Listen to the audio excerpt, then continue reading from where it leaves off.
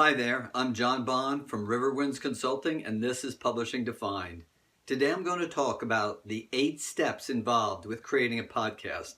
I'm going to go through them quickly. There are a lot of great resources online, so do your homework ahead of time. Step 1, set goals for the entire podcast. Know why you want to create one and who your intended audience is. Set measurable goals for these efforts. Create a plan and a timeline. Get everything lined up before you write and record your official first show. And of course, you'll need a great podcast name. Make it engaging. Same with the episode names. Be provocative or fun. Don't just use labels. And also consider whether you will be producing or creating it all by yourself or whether you'll be engaging with a media partner to help with these steps. 2, decide on a topic and format. The more specific your topic, the better. Some podcasts are broad, but I recommend a niche approach to your content for a niche audience. As for format, some podcasts are interviews, others long-form discussions or examinations of a topic. Listen to a lot of podcasts inside and outside your specialty and choose what is right for your organization and the personalities of the host.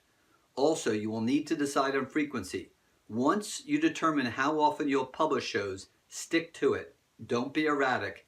People like predictable. 3, outline or write 5 shows. This will help you work through various issues about length, format, and depth. This may seem unnecessary, but it'll prove beneficial in the long run. Even if your format is interviews, you can develop the questions and the direction each will take. 4th, research the tools you'll need.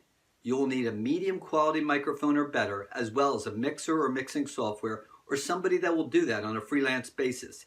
If the budget allows, don't skimp, as people will judge the podcast by many intangibles, including sound quality. 5th, record a sample show as a test. Focus on the style, the authenticity, the speed of the conversation. Make sure it all seems easy and approachable. Engaging is the key. People like to listen to stories. They like practical, and they like positive. 6th, edit the sample show. Hold the show to high standards for background noise and buzzes, but don't beat yourself up over stumbles in your wording or conversation. Natural is better. Someone will need to dive into the decisions you'll have to make for your audio files, such as a format of an MP3, stereo or mono, bitrate, and more. You'll also need artwork and a show logo to submit with the show. Remember to also supply quality show notes. 7th, think through how your listeners will download the podcast and where they'll find it. There are lots of decisions about this, including delivery on such platforms as iTunes and Google Play. Will listeners be able to engage with your podcast at your website? Assign someone to dive into these important technical details before any recording is done. Last but not least, develop a marketing and promotional plan for the show. How will you reach your readers, customers, and listeners? Have a fully fleshed out plan that details your social media plan, custom email campaign, promotional efforts, and more. Don't just expect organic or word-of-mouth growth. Also, connect with other podcasts for cross-promotional value. Plan out the first 6 months of shows, and when you are ready, proceed with your exciting new venture with enthusiasm.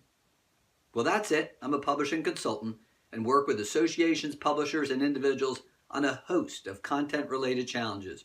Reach out to me with your questions. Hit the like button below if you enjoyed this video.